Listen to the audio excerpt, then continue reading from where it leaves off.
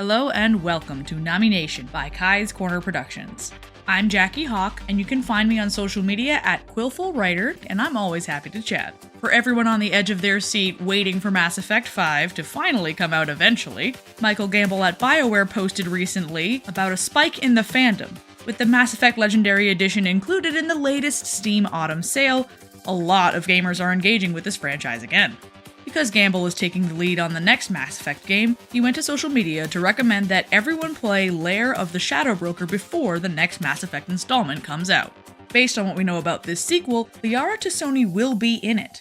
That makes a lot of sense for playing the Mass Effect 2 DLC from 2010.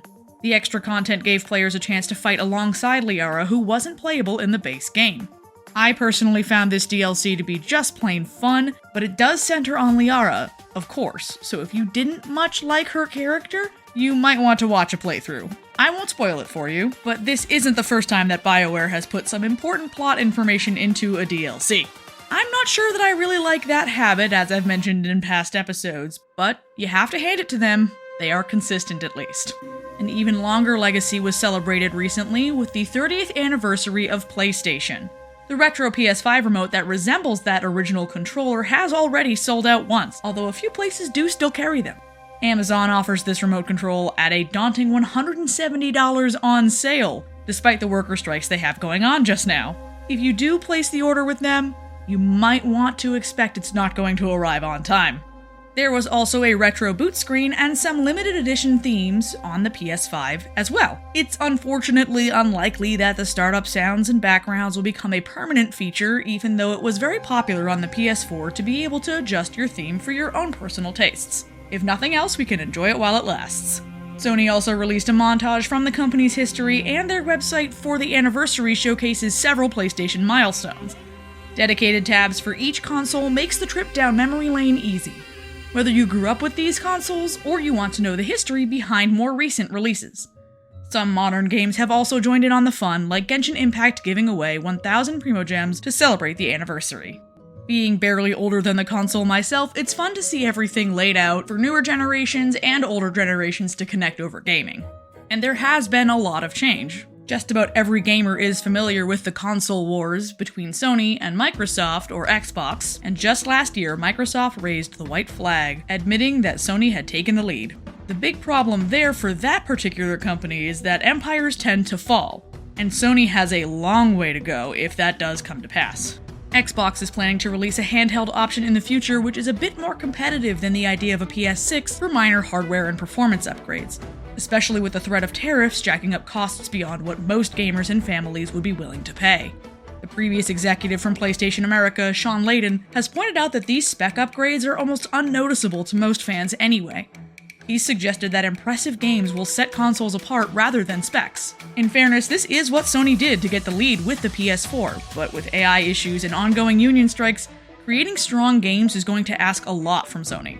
It does seem like they are willing to rise to this challenge and side with human talent overall. The good news, the current PlayStation co-CEO Herman Hulst is insistent on the value of human talent in game development. The less good news is that he does think AI games will see some demand. It's not a promise to not use AI, which has largely been subpar in regards to creating games. Oasis, for example, is just Minecraft but worse.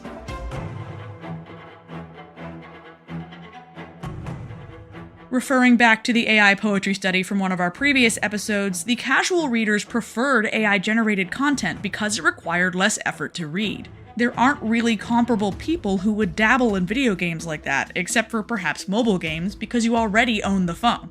Consoles are just too expensive to be indifferent to games if you get one.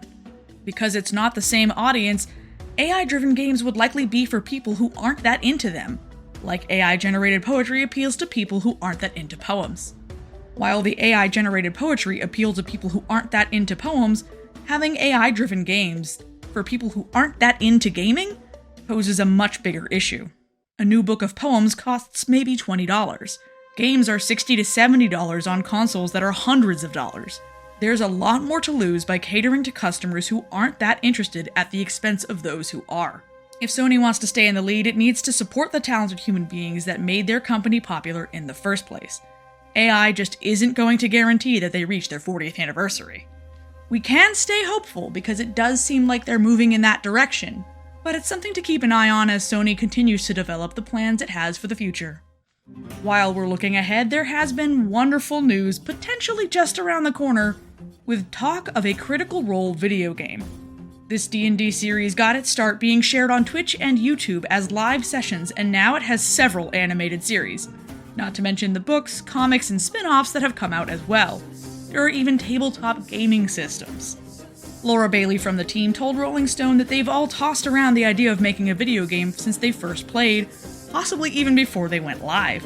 Travis Willingham said this has gone from discussions to planning over the past few years, and he's hoping to have an announcement ready for the 10th anniversary of Critical Role in 2025. Granted, the chaos in the gaming industry has stalled things somewhat as this smaller indie group tries to navigate that larger market. But plenty of indie teams have made it happen, and I'm confident that a group this capable and conscientious can make it happen too. In other exciting news, Keanu Reeves is going to feature in the Secret Level TV series. This anthology showcases 15 different stories from various games, and Armored Core fans have reason to be extra excited since he will be playing the nameless mercenary pilot acting as the main character. Reeves is both voicing the role and having the character modeled after him. He operates a mech called, naturally, the Armored Core. This story seems more closely focused on the character than it would be in the games, which feature global issues more than personal ones. Reeves' character works with an AI companion for comedic relief that balances the somber atmosphere of this universe. Not much is known otherwise after the 2 teasers that have been released so far, but it is a promising start.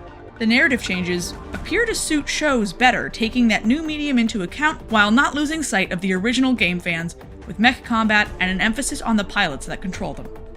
On a closing note of video game celebrities, Astarion's voice actor from Baldur's Gate 3 finally connected with the developing team behind the Fallout London mod. Neil Newbon reached out before he was recognized for that famous role, meaning he was left on red for years before they responded to him. He said in a recent interview with Jinx TV that he was just happy to be part of the project and didn't have any issues with the wait. If anything, it was a delight to be part of something just for the love of voice acting. He said that one of the issues with the recognition he got from Baldur's Gate 3 was that some companies or groups might think an award-winning celebrity could be too expensive.